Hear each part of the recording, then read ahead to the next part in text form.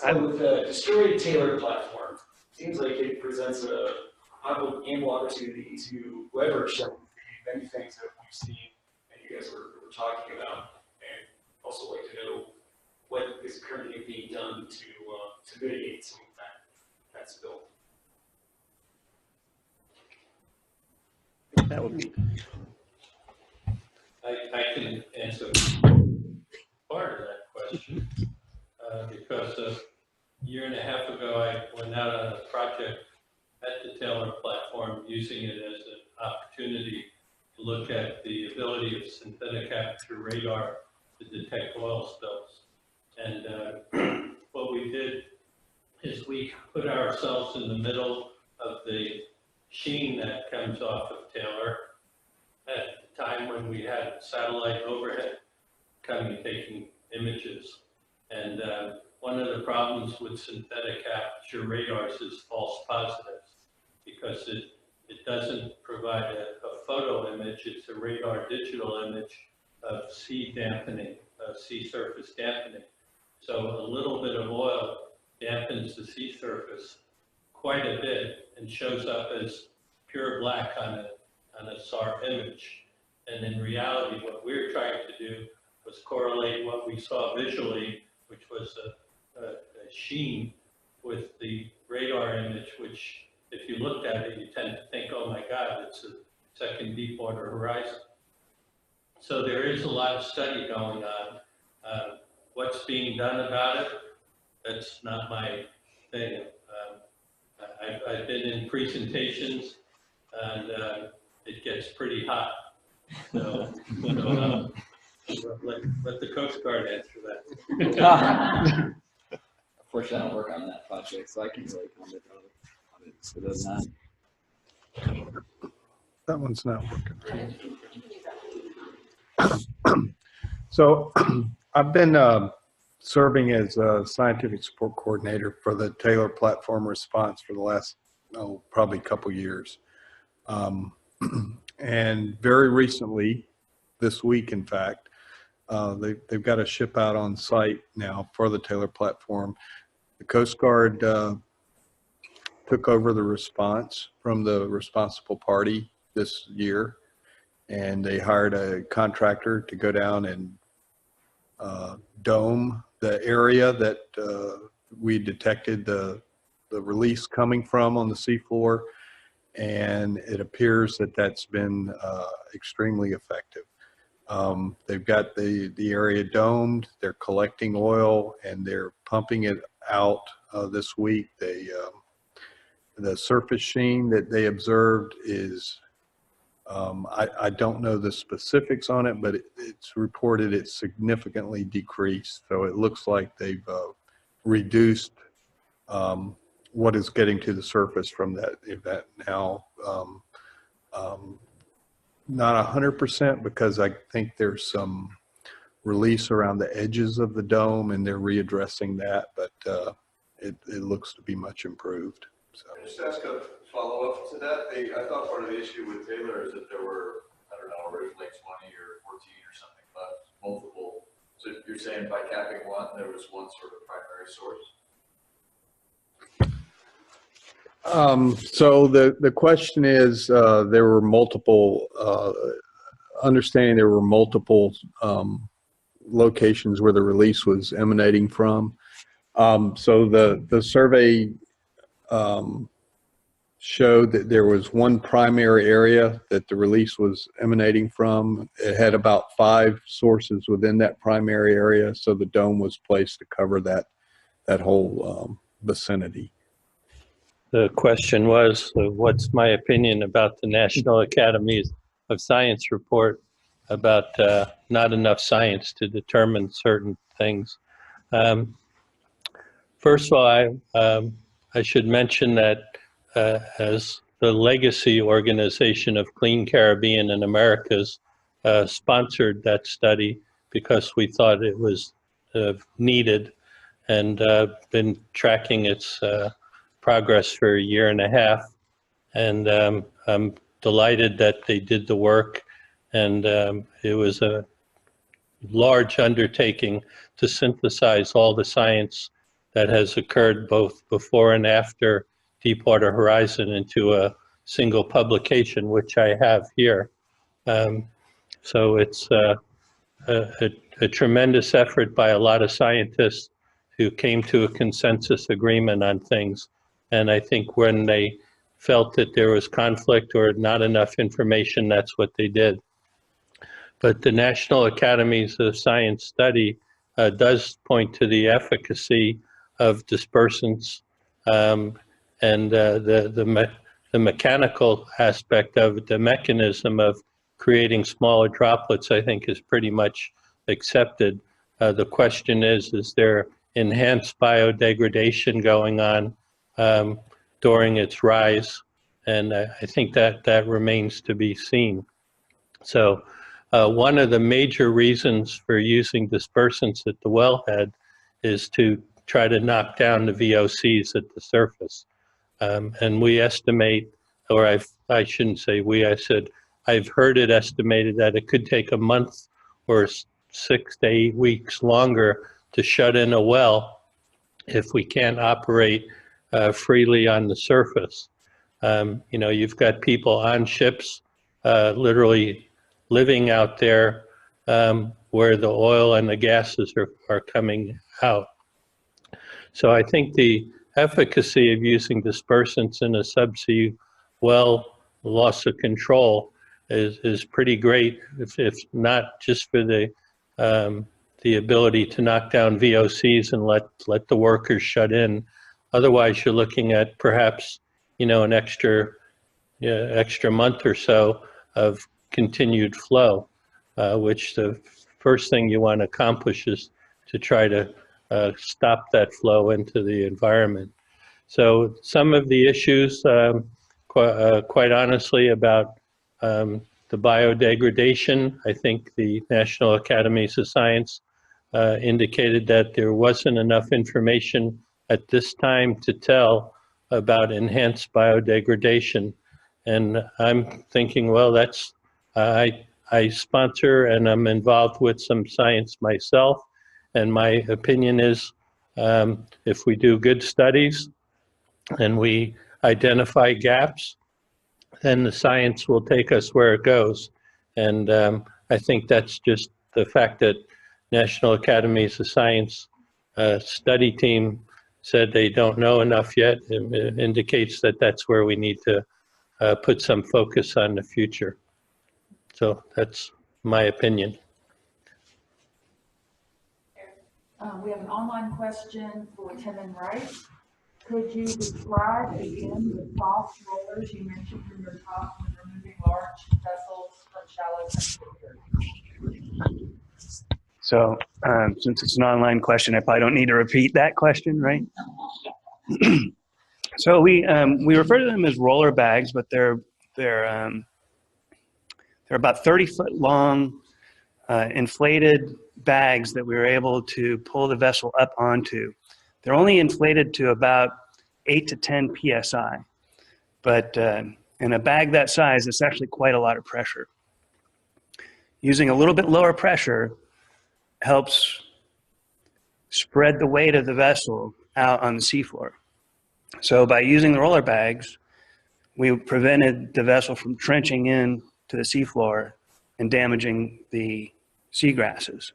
The vessel was always up on at least 3 roller bags at a time. So you had one in the stern, one midships, and one at the bow. And we found it to be quite effective. Okay, so that was a lot of questions. And I don't know if I can remember all of those to repeat them all. So are you, so you were asking about tabletop exercises. Are you talking about the sort of the science experiments we do sometimes on scene? So, you know, we just get sort of creative and try to address problems as they come up during response. Sometimes there's you know, sometimes that lends itself to some on-scene experimentation, some tailgate type tests, Primarily it's things like testing whether a specific dispersant is effective on a specific oil before we make a decision to even try it. We want to see if it's going to be effective, or perhaps maybe testing to see if an oil or oiled substance might burn effectively before we, go and spend all the resources and time to try to do that and do some field tests. We do that with other type of countermeasures too, just to test them before we go full scale operational. Maybe with a surface washing agent to see if we can clean oil off a substrate effectively before launching all of that equipment and resource to do it. So that's what I was referring to, sort of some trial or some tests, sometimes in situ in the environment, sometimes tabletop. Just depends on what the situation is. One example that came to mind is during a spill we had in Puerto Rico one time, and they wanted to clean some natural beach rock with a shoreline cleaner agent.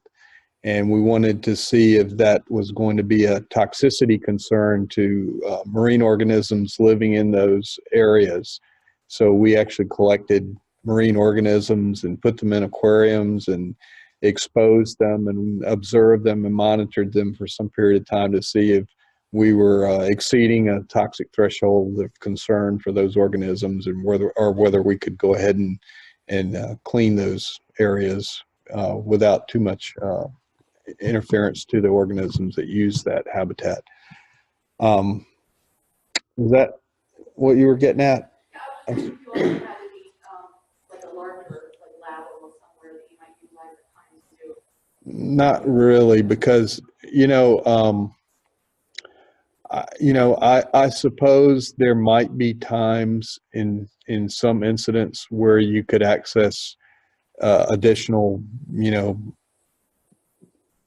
resources to help look at some projects, but during emergency response, we're not really out there doing a whole lot of impromptu science. We're trying to support the response in a pretty narrow window of opportunity and time frame. So, but we do things in between wartime sometimes to try to get those answers before we need them. And what was there something else you were asking now? That The other question was for whoever. I was just wondering how and if. the question is, I guess sort of like longer term impacts and recovery and that sort of question. And so that's still ongoing, and it's probably going to be still ongoing for years. And so now we're talking outside of the emergency response phase of an oil spill. Now we're talking about longer term damage assessment, restoration, monitoring, recovery. And so that's something that's still being evaluated today. But we have developed lots of guidance and tools for the types of countermeasures we consider using.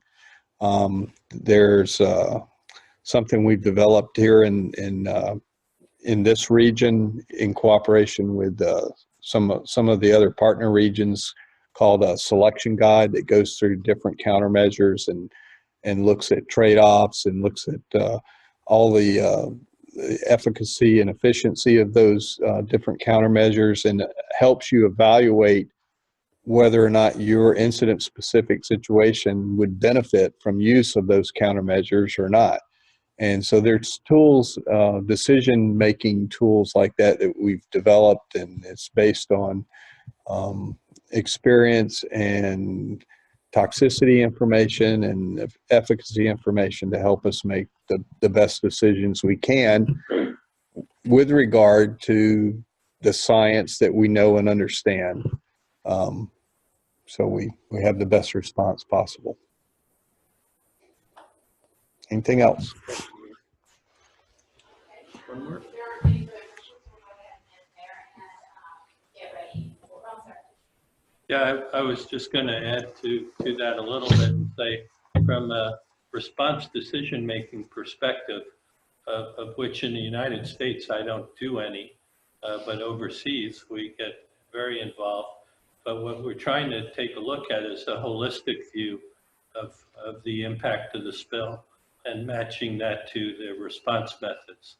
So if someone came to me and said, well, you know, I'm here representing the benthic side of things, I'd say, well, that's got to fit into everything else we're looking at with SEMA, the Spill Impact Mitigation Assessment.